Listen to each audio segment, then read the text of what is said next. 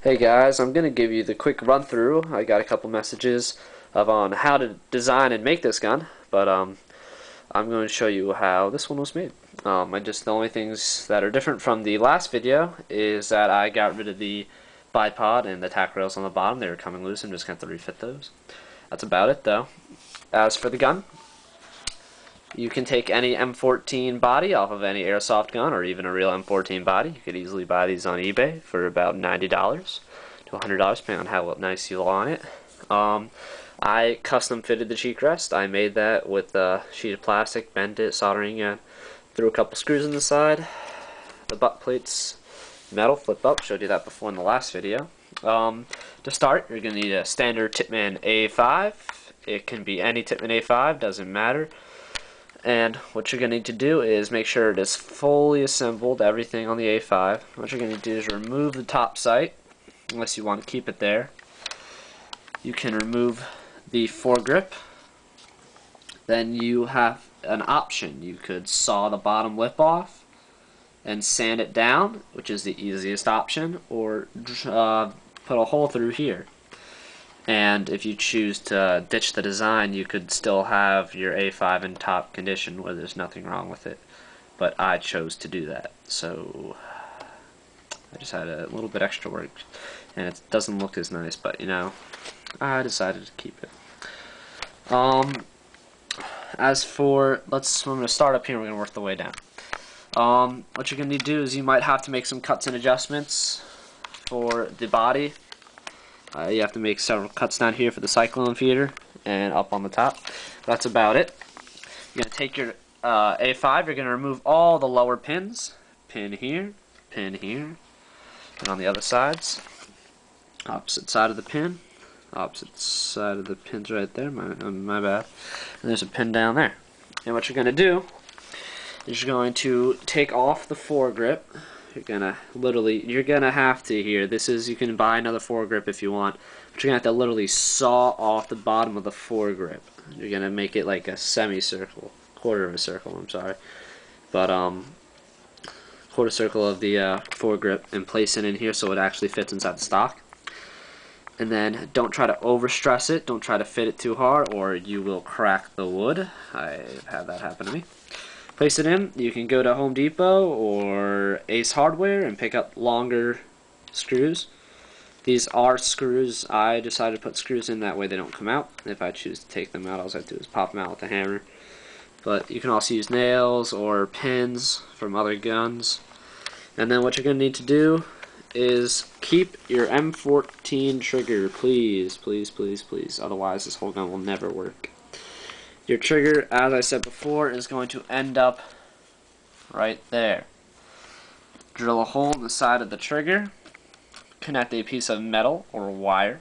I suggest 12 gauge steel wire. You can get it from Ace Hardware for about, for that size I'm saying you can get it for like $2. You're going to drill a hole in this side of it, and you're going to connect it.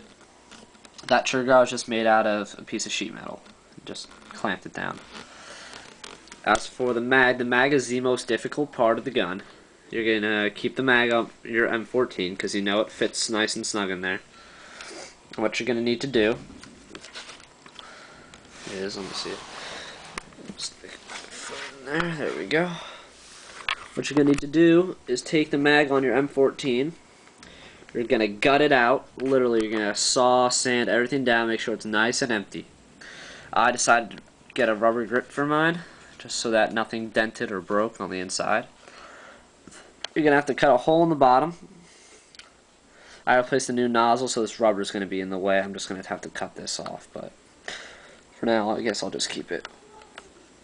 And what you're going to do is you're going to cut the bottom of the mag out, and you're going to need an air cylinder, an air tube, one that has a fitting for, you can take a remote line adapter nozzle, or you can just buy a nozzle at Ace Hardware or Home Depot for this, and just fit it in, and then screw it into the bottom of the A5 where the metal hose was, and make sure it's the correct tubing. So take measurements before you start buying stuff. That's for the mag. Then the mag, I chose to put mine on a swivel so I could take this out if I need to, but it's still sturdy enough. As for the stock, you can just throw a cheek rest on there, throw 2 screws in, and, soldering gun a piece of plastic. That's what I did. As for some of the pins, you can also make them sling mounts. But my sling is connected to the top and to the bottom of the gun on sling mounts that I made. Not too hard, just a piece of metal attached to another piece of metal and just curve it backwards. Here's another difficult part, is the barrel. The barrel is a difficult part indeed. What's going to happen is you're going to keep the top of the M14 that you had. You're going to need to buy, everyone knows these things, these little, they come in packaging. I'm not exactly sure what they're called, but they come in the packagings for most items, just random things. And what's going to happen is you're going to take the wooden dowel rod, place it in the bottom, take a hardware clip, and you're going to have a hole here. It should be just big enough to fit a barrel through. And then what happens is, this is an ops gear, so I'm going to take this barrel off. And that's the ops gear barrel. I don't even paint that under there. Underneath it, little metal clips that clamp down on it, so it stays like that. If you're not careful though, it could crack like that. But be very careful with a customized gun. Trust me, some things are not easily replaced. You could fit your ops gear barrel in here. I suggest getting either a 14 or a 16. I'm going to go buy a 16-inch and a mock suppressor off of ops gear, because I don't know, M14 looks kind of cool with the suppressor. It's all just about making your gun look cool, isn't it? On the other side, that's the other pin you're going to slide through, the trigger guard. The trigger guard's made out of just plain sheet metal, as I said before. As I said before, you're going to need to make a custom fitting for your cyclone feeder. And one thing that you really need to do is make sure that you put a hole and either soldering gun or rubber cement a bigger safety so the safety can come out the side. I didn't do that, so I don't have safety, which kind of sucks. So I have to turn out my gas every time I come off the field. But you know, do with what you got. I like my gun though. It's a fun gun. It's a nice sniper. If you make all the correct modifications, I'm going to show you a shooting video. I'm going to put that up soon. I'm working on it. But this gun could shoot about an acre and hit a 1 foot by 1 foot box almost every time. That's with the scope sighted in. But yeah, that's pretty much how you make it. If you have any issues, just shoot me a message. Just remember your basics. Make sure you make your trigger, the mag, and the body all the right measurements, and you shouldn't have an issue.